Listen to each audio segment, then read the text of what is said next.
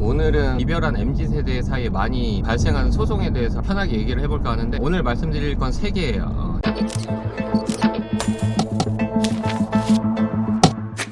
첫 번째는 대여금 소송, 그 다음에 두 번째는 헤르페스 관련 성병 소송, 그 다음에 세 번째는 성범죄, 강간이나 강제추행 등등 이런 거에 대해서 한번 말씀을 드려볼까 합니다. 저는 좀 구닥다리 세대라 헤어지면은 사실은 그냥 헤어졌던 것 같아요. 소송을 제기하거나 따지거나 뭐 나도 문제가 있으니까 헤어졌겠지 하면서 사실 그냥 헤어진 다음에 잊고 살긴 하는데, 요새 분들은 소송을 많이 하세요. 첫 번째가 이제 대여금 청구 소송인데, 쉽게 말하면 그거죠. 내가 데이트를 하는데 수천만 원을 썼다, 몇 년 동안. 아니면은 이 사람한테 명품백을 사줬다, 아니면은 명품 시계를 사줬다. 헤어졌는데 이게 돌려받고 싶은 거예요. 물론 돈을 빌려주면서 차용증을 작성하거나 아니면은 돈을 빌려준 내용이 카카오톡이나 뭐 문자나 그다음에 통화 녹음 등에 남아있다면 당연히 대여금 소송으로 반환이 가능하죠. 근데 문제는 연인 사이에는 보통 차용증을 쓰질 않잖아요. 그렇기 때문에 문제가 많이 벌어지죠. 그렇다면은 연인 사이에 큰 돈을 줬어도 차용증이 없으면, 아니면은 대여의 사실에 대한 증명이 없으면은 증여로 인정돼서 반환 청구가 어렵냐? 또 그것도 아니에요. 제가 이와 관련해서 소송을 많이 했는데, 금액이 상당히 크거나 아니면은 그 돈을 주는 사람의 수입이 아주 적은 데 비해서 오고 가는 금액이 크거나, 그리고 여러 가지 정황을 봐서 이거는 증여라고 인정하기는 어렵다고 판단되면 대여로 인정되는 경우도 상당히 있습니다. 그래서 1억 정도 대여금 반환 청구소송을 제기했는데, 그 사안에서도 차용증이 전혀 없었어요.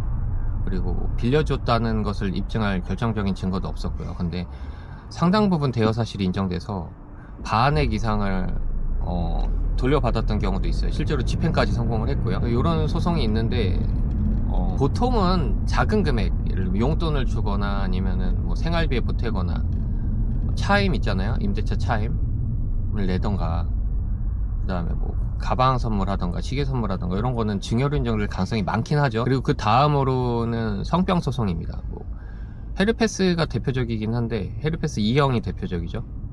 2형이 보통은 이제 성기 주변에 발생을 하기 때문에 치명적이고 이제 난치의 질병으로 알려져 있잖아요, 헤르페스 2형이. 그래서 사귀다가 헤어졌는데 헤르페스 2형이 자기가 걸렸다는 게 확인된다, 이럴 경우에는 네가 옮긴 거 아니냐 이러면서 보통은 상해로 고소를 하는 경우 많죠. 그래서 요것도 입증이 돼야 처벌이 될 수 있죠. 그래서 무혐의가 상당히 많이 나오는 경우인데, 일단은 상해로 처벌되기 위해서는 가해자가 자기가 헤르페스 2형이 걸렸다는 사실 알아야 되죠. 알아야 되고, 알았음에도 불구하고 상대방에게 고지를 하지 않거나 아니면 피임을 하지 않은 상태로 관계를 했을 때는 이제 상해 미필적 고의가 인정될 수는 있죠. 근데 물론 여기서 중요한 건 인과관계 문제인데, 둘 다 결국은 헤르페스가 걸렸을 때 누가 먼저 옮겼는지를 판별하기가 쉽지는 않다는 거예요. 하지만 만약에 그 양 당사자가 꾸준히 성병 검사 이런 걸 해왔는데, 그래서 이 사람과 관계를 하기 전에는 헤르페스 2형이 검출이 안 됐는데, 저 사람과 관계를 한 후에 헤르페스가 검출이 됐고 나는 이 사람의 관계를 하지 않았다, 이런 것들이 증명이 되면 또 인정될 여지도 있고요. 그리고 가해자가 자백하는 경우도 상당히 있고요. 그래서 요거는 케이스 바이 케이스별로 다르다고 말씀을 드릴 수 있을 것 같고요. 요거와 관련해서 민사소송도 제기가 되는 경우가 있어요. 실제로 판례도 있고 한데 손해배상이 인정된 경우도 있거든요. 하지만 극히 예외적이고 그 배상액이 상당히 적어요. 그래서 변호사비를 빼면은, 뭐 변호사비를 안 빼도 이게 그렇게 민사소송에 실익이 있을까 하는 생각이 많이 듭니다. 그리고 세 번째는 사실은 가장 큰 문제라고 봐야 되나요? 성범죄로 고소를 하는 거예요. 이제 대법원 판례가 그렇잖아요. 부부 사이에도 강간이 성립된다고 보기 때문에 연인 사이에도 당연히 강간이 성립될 수 있어요. 사귀는 사이라고 해도 당연히 원치 않는 경우가 있잖아요. 그때 이제 폭행이나 협박 등을 통해서 관계를 하면 강간이 성립하고, 또 술을 이용하면 중간간이 성립할 수도 있고요. 그 다음에 강제추행도 성립될 수가 있죠. 그래서 이런 것들로 추후에 고소를 하는 경우가 많아요. 근데 무혐의가 나는 경우가 상당히 많죠. 왜냐하면은 일시적으로는 연인 사이에 오고 간 카톡이나 대화 등에서 피해자가 만나는 생각을 불러일으킬 만한 내용들이 많을 수가 있잖아요.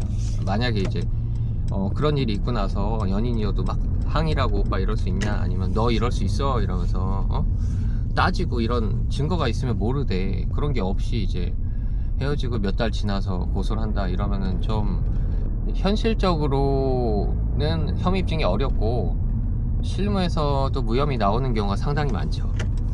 그래서 성범죄 같은 경우는 헤어지고 고소 당하면 또 수사나 재판 끝날 때까지 뭐 몇 년 걸리는 것도 있어요. 그래서 보기 싫은 사람을 하고 수사나 재판에서 마주칠 수도 있고요. 아니면 변호인을 통해서 소식을 전해줄 수도 있고 상당히 좋지가 않죠. 하지만 정말 범죄를 당했다면 당연히 고소를 해야겠죠.